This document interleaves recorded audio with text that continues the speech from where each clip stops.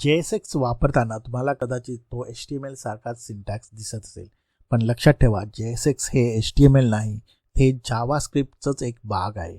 म्हणूनच JSX मध्ये काही स्ट्रिक्ट रूल्स आहेत, जे फॉलो केले नाहीत तर एरर्स येतात किंवा कोड अनएक्सपेक्टेड बिहेव करतो. म्हणूनच रिॲक्टमध्ये काम करताना JSXचे हे रूल समजून घेणं खूप महत्त्वाचं आहे. चला तर आता पाहूया JSXचे हे कोणते रूल्स आहेत. पहिला रूल आहे सिंगल रूट एलिमेंट. JSX मध्ये प्रत्येक कंपोनंटचा एकच रूट एलिमेंट रिटर्न केला पाहिजे. जर आपण दोन्ही सिबलिंग एकत्र रिटर्न केले तर JSX एरर देतो.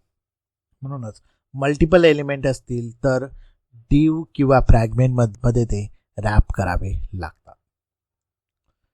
दुसरा रूल आहे क्लास ऐवजी क्लास नेम वापरणे. HTML मध्ये क्लास वापरतो, पण जावास्क्रिप्टमध्ये क्लास हा रिझर्व कीवर्ड आहे. म्हणून JSX मध्ये CSS क्लास देताना क्लास नेम वापरणे कंपल्सरी आहे. तिसरा रूल आहे सेल्फ क्लोजिंग टॅग. JSX मध्ये इमेज, इनपुट, BR सारखे टॅग्स नेहमी सेल्फ क्लोजिंग असले पाहिजेत. म्हणजे काय तर इमेज हा असा सिंटॅक्स आहे जो क्लोज असला पाहिजे, नाहीतर तो एरर देईल. चौथा रूल आहे JavaScript expression in curly braces.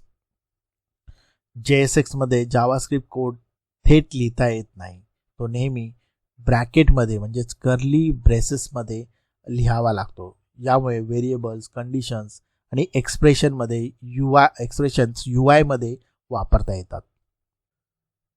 पाचवा रूल आहे camel case for attributes. JSX मध्ये डॉम प्रॉपर्टी जावास्क्रिप्ट कन्व्हेन्शन मध्ये फॉलो करतात. म्हणून ऑन क्लिक ऐवजी ऑन क्लिक म्हणजेच किसी कॅपिटल सोच कॅमल केस वापरणं गरजेचं आहे. सिमिलरली तुमच्याकडे ऑटो फोकस आहे, ते देखील कॅमल केस मधले वापरलं गेलं पाहिजे, नाहीतर ते एरर देईल. सहावा रूल आहे फ्रॅगमेंट्स वापरणं. एक्स्ट्रा डिव न घालता एलिमेंट्स ग्रुप करायचं असतील तर फ्रॅगमेंट वापरू शकतो, जसं की ह्या एक्झाम्पलमध्ये दिलं आहे. आणि शेवटचा रूल आहे कंडिशनल रेंडरिंग. JSX मध्ये टर्नरी ऑपरेटर किंवा लॉजिकल अँड वापरून कंडिशन बेस्ड UI रेंडर करता येतात. त्यामुळे रिॲक्ट ॲप्लिकेशन हे अधिक इंटरॅक्टिव्ह होतात. आणि हेच आहेत काही JSXचे रूल जे आपण रिॲक्ट वापरताना समजून घेतले पाहिजेत. त्यामुळे तुमचा कोड इफेक्टिव्ह आणि क्लीन होईल.